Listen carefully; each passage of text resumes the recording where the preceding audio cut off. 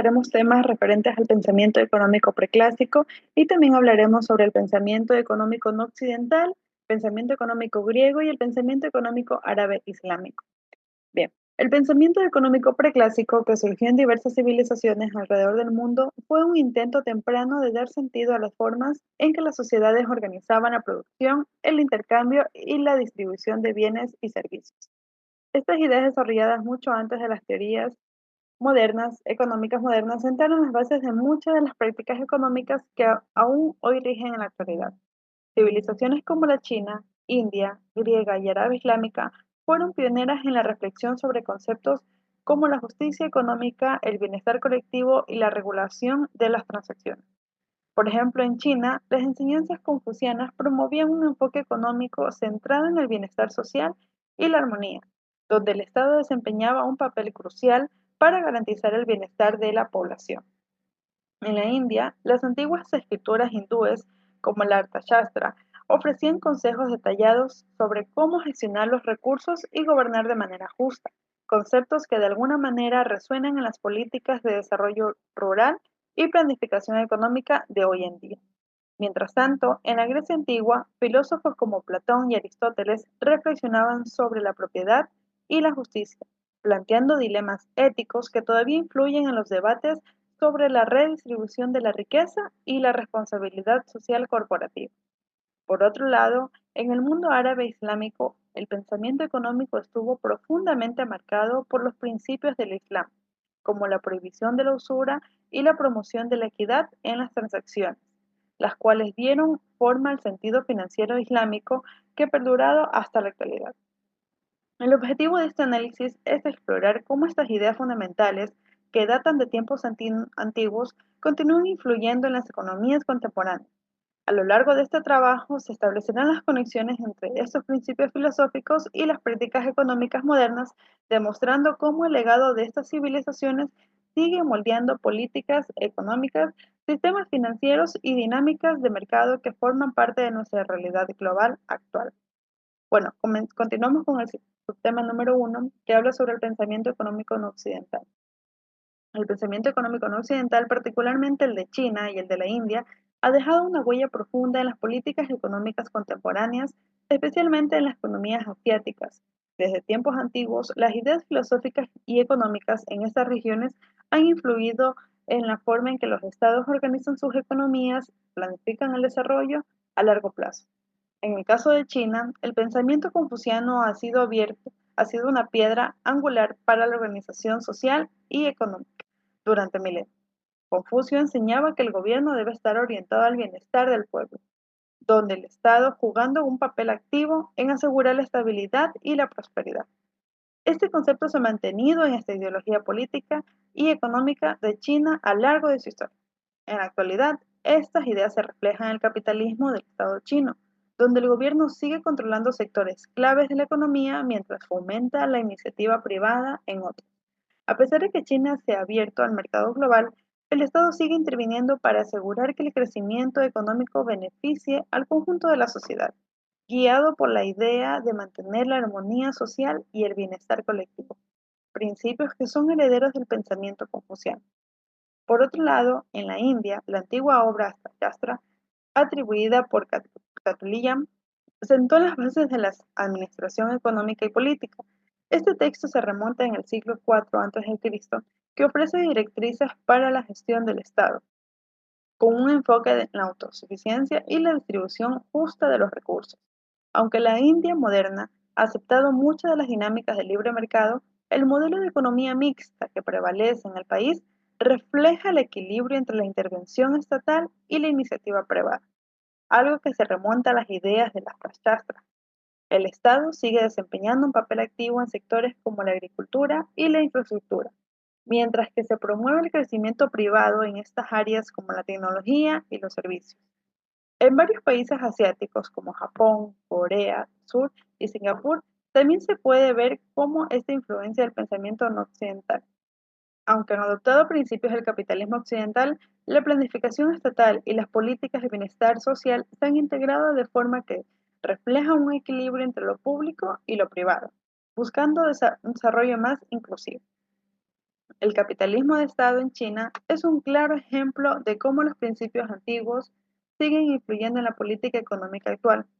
A pesar de ser una economía de mercado, el gobierno chino regula activamente sectores estratégicos como la banca, la energía y las telecomunicaciones, con el objetivo de asegurar el bienestar colectivo, una práctica alineada con el pensamiento confuciano sobre el papel central del Estado en la creación de una sociedad equilibrada y próspera.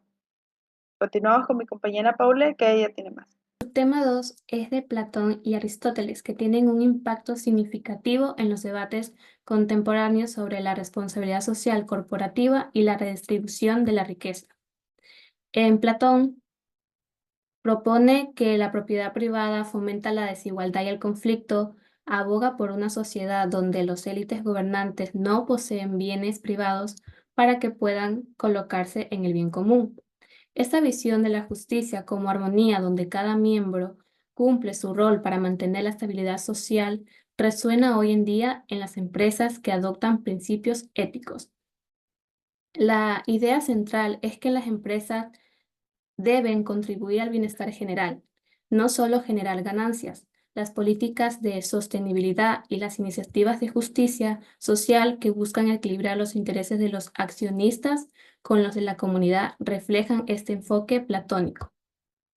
En cambio, en Aristóteles, el contraste es acepta la propiedad privada, pero enfatiza la importancia de la justicia distributiva, donde los bienes y la riqueza deben distribuirse según el mérito y la contribución de cada persona a la sociedad.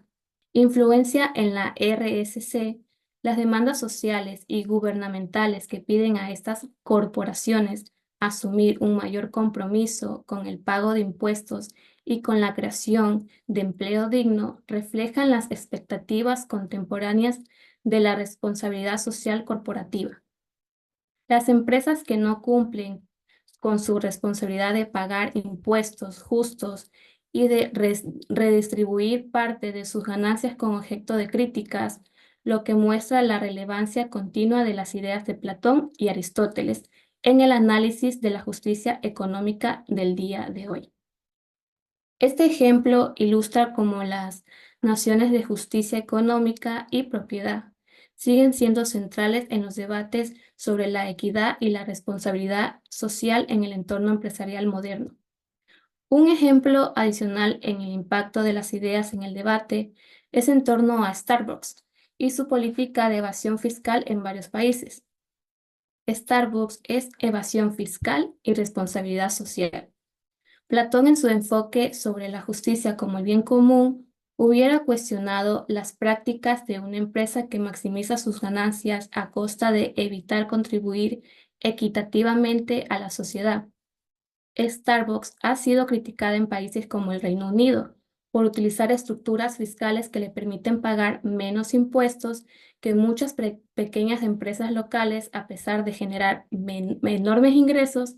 Esto ha generado una indignación pública sobre si esta práctica es ética, ya que, según la perspectiva platónica, la riqueza no debe ser un fin en sí mismo, sino una herramienta para mejorar el bienestar colectivo. Este caso ha llevado a una presión pública y gubernamental creciente para que las empresas multinacionales como Starbucks asuman una mayor responsabilidad en términos fiscales. La presión sobre esas corporaciones para que paguen su parte justa de impuestos es un claro reflejo de cómo las ideas de Platón y Aristóteles siguen informando los debates actuales sobre justicia económica. Seguimos con el subtema 3. Continuando con este video ensayo, tenemos que tener en cuenta que parte de las influencias del pensamiento económico preclásico del mundo actual no pudiera existir sin lo que vamos a tratar en el subtema 3 de esta exposición.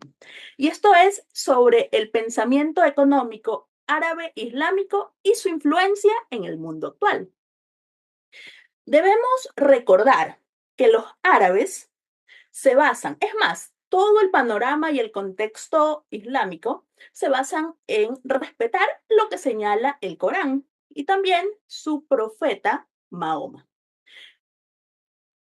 Lo que tenemos que señalar, y es sumamente importante, es que hay una prohibición de la usura, que en el contexto islámico se denomina riba. Los bancos islámicos no pueden tener más ingresos aplicando la riba, lo que nosotros en nuestro contexto latino conocemos como usura. Si lo retrotraemos a nuestro contexto ecuatoriano, tendríamos que citar el artículo 309 del Código Orgánico Integral Penal, que prohíbe totalmente la usura. ¿Pero de qué manera? Según nuestra ley nacional, la usura es cobrar más intereses de lo que la ley permite. En cambio, los islámicos no cobran intereses, por lo cual sí hay una total diferencia. Una parte del Corán señala que maldito el que cobra intereses, también maldito el que acepta los intereses y los testigos. Es así que la banca islámica tiene algunas prohibiciones. La primera, que ellos no cobran intereses, tienen un sistema que lo voy a explicar posteriormente. Entre las otras prohibiciones de esta banca es que ellos nunca van a negociar con una empresa, por ejemplo, que distribuya carne de cerdo, porque esto sería un pecado comerlos, por lo cual no apoyarían ese tipo de empresas. Tampoco con quien comercialice licor, así también con quien comercialice lo que es tabaco. Todo esto porque daña a la salud. Tampoco harían préstamos a empresas dedicadas a cuestiones inmorales como la pornografía o sus derivados. Entonces, una vez que una persona quiere acceder a un préstamo islámico, si hace alguna de las cosas que acabo de citar, no lo van a admitir, no le van a realizar ese préstamo. Cabe recalcar que la banca del Islam tiene un consejo que es el que regula y verifica a quién se le presta y a quién no. ¿Cómo funciona y cómo gana dinero el sistema Islam? Y es un ejemplo de actualidad. Si una persona necesita comprar un vehículo, entonces por eso va a hacer el préstamo, el banco islámico no le va a dar el dinero. La opción que ellos hacen es comprar el bien.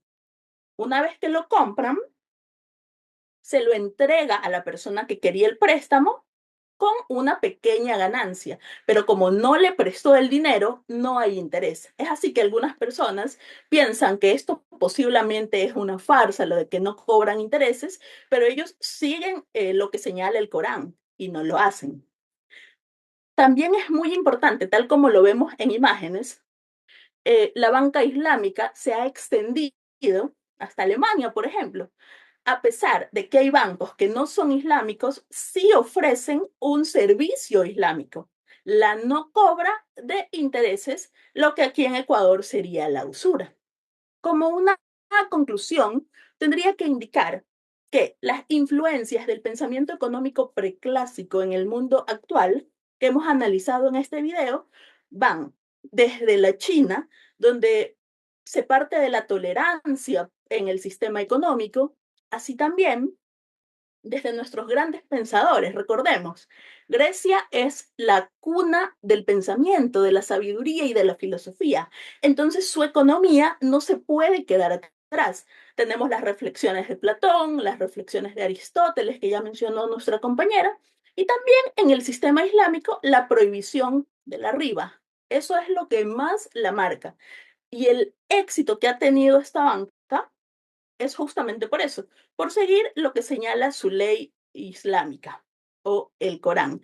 Si tuviéramos que hacer alguna reflexión general sobre este tema, es que siempre tenemos que conocer las dinámicas de la economía en algunos contextos, como lo hemos hecho en el subtema 1, 2 y 3, porque ahí podemos tener una equidad y un bienestar en una justicia transaccional que no perjudique a la persona que quiere hacer un préstamo, a la persona que quiere prosperar en su economía.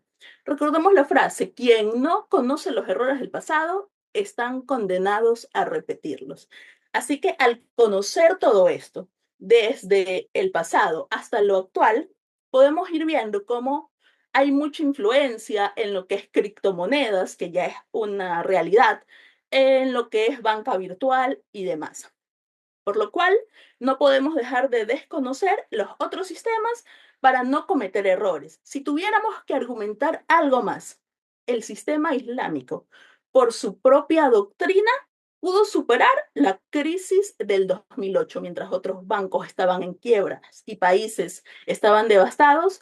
La banca islámica estuvo muy bien, pudo equilibrarse. Hasta aquí la intervención de todo el equipo de trabajo. Y en una próxima ocasión seguiremos reflexionando sobre más temas de introducción al pensamiento económico. Gracias.